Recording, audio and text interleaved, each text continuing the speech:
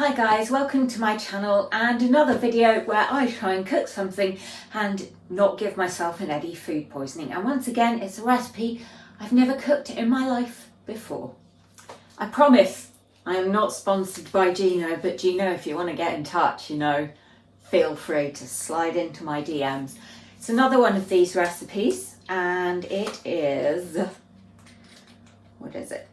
This one, which is the pasta with feta cheese, because boyfriend is Greek, cherry tomatoes and fresh chives, except I'm doing it with dried chives, so please don't tell Gino because I don't think he'd be happy.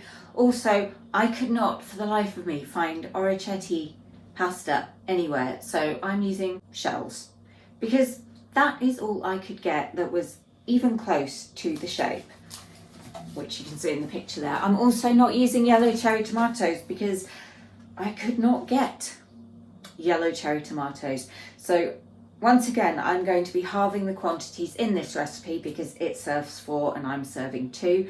And we're also going to have some veg with it, which I'm just going to pop in the microwave to steam. So I'm not going to really cook them because I'm not cooking them per se. I'm just piercing a bag and sticking it in the microwave to nuke it for 4.5 minutes or whatever it says. So I better get on with the cooking. So I'm supposed to do half yellow and half red cherry tomatoes. I'm just going to be doing 150 grams of red cherry tomatoes because that's all I have, and the recipe calls for 300 grams, so I'm halving it to 150. I have to slice them in half, so I'm going to wash them and slice them. I also need 75 grams of feta cheese cubed. So I've got a block of feta, so I'm going to weigh it out and then I will cube it. The weighing here isn't an eating disorder thing, it's purely to make sure I get the quantities right. This is a recipe I've never done before, so trying to judge by sight would be a very, very bad idea.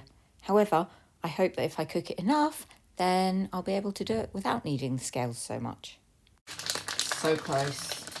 I did used to weigh out my food and drink, but that's a habit I've managed to mostly break. It's 84. 76, close enough.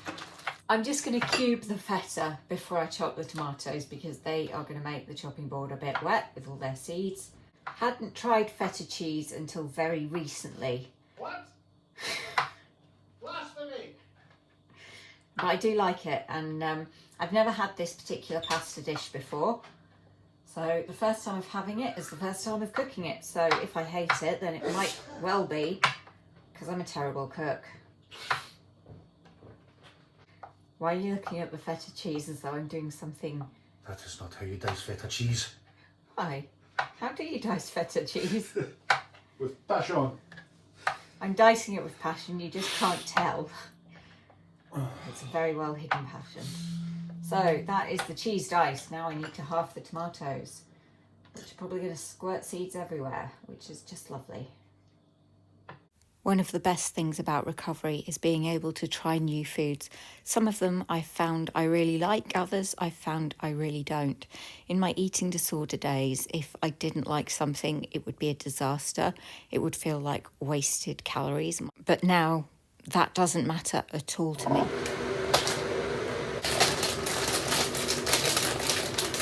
I'm just going to weigh out 200 grams of pasta. If anyone knows where you can buy orecchiette, please do say. Because honestly, the disaster, I'm blaming it on Eddie. Yeah, please let me know because I've not been able to find it. So I'm trying to angle this so you can see the frying pan because that's where the action is going to be taking place. So I need to put 2 tablespoons of extra virgin olive oil in and the equivalent of 1 clove of garlic, and then gently fry the garlic and tomatoes for 2 minutes. No longer because you don't want the skin to break. So I'm going to keep a really close eye on it. And if it looks like it's starting to break, I'll take it off the heat. Because I'm doing a lower quantity, I may not need as much time for cooking. So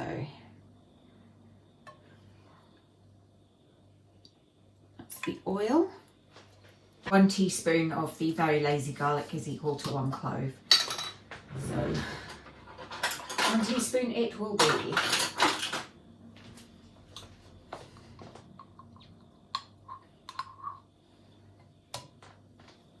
I do not own a wooden spoon, so I'm going to be using my teeny tiny spatula.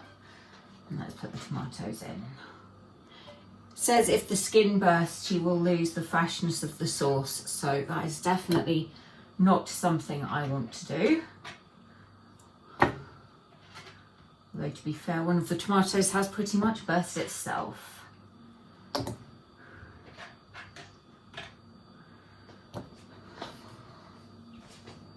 And just a bit of stirring on time lapse. I wish I could do it this quickly in real life. So whilst this is frying away, I'm just going to get the pasta started. Because I'm not using fresh pasta, because I couldn't get any in this kind of shape, it's going to take a bit longer to cook. Previously, I would also have been tempted to swap full fat ingredients for lower fat or lower calorie versions. Not these days. I want my food to taste good. Once the 2 minutes are up, I take these off the heat and just set them to one side while I finish cooking the pasta. So you can probably hear the pasta is bubbling away. It's got 6 minutes to go. Once I've got 3 minutes to go, I'll put the veg on, and then, yeah, it's basically a case of drain the pasta, stick everything in the pot with the pasta, give it a good stir, and serve. So definitely not difficult to cook. So if I screw this up, then really there isn't any excuse for it other than being really bad at cooking. But it's all been fine so far, so you know. As you can see, I've already served up the veg. Just drained the pasta, putting it back in the pot. Then we add the other ingredients. Chives.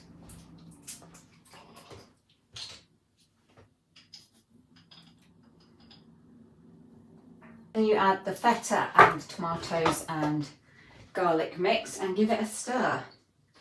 And you need to do this away from the heat so you don't melt the cheese or pop the tomatoes.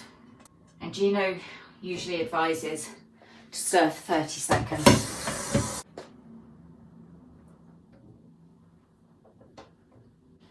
So I'm just giving it a good mix and making sure everything is as evenly distributed through as possible.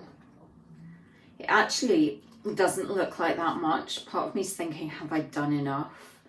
But I guess, you know, when you're doing the recipe for the first time, that's when you're going to find out these things. And it's not like there's nothing else in that we can eat if this isn't enough for us.